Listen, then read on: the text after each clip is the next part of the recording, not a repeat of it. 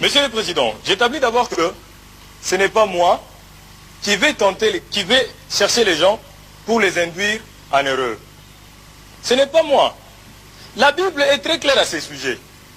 Et je vous prie, pour ce faire, de consulter Jacques, chapitre 1, verset 1 à 12. Vous constaterez que ce que je dis est vraiment vérifié. Si votre délicatesse peut permettre que je prenne la Bible pour que je vous en fasse lecture. Prévenir Satan le diable. Monsieur le Président. Le juge assesseur fera la lecture à votre attention. Merci, Monsieur le Président. Tenez la Bible.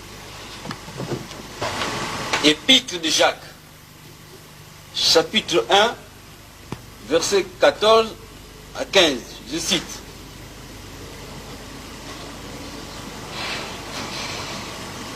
Mais chacun est tenté.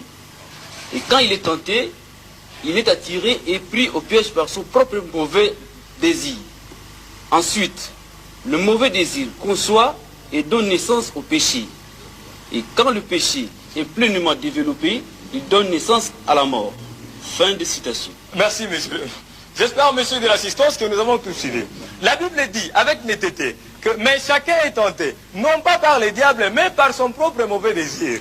Puis son propre mauvais désir, quand il a conçu, enfante le péché. Et le péché parvenu à son terme, produit la mort. Voyez-vous que jusque-là, je ne suis pas engagé. Dieu dit, voici, je mets devant toi les biens et les mal. Mais toi, choisis les biens afin que tu vives. C'est dans Ésaïe, Dieu dit ça.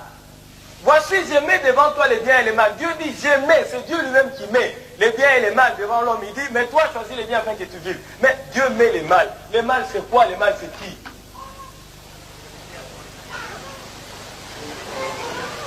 Monsieur, faites valoir votre libre arbitre. Dieu ne dit pas, réfère-toi au diable pour choisir. Il dit, toi, choisis, c'est à l'impératif. Mais si toi, tu choisis les mal, ce n'est pas moi qui te le fais choisir. Messieurs les hommes, je me résume.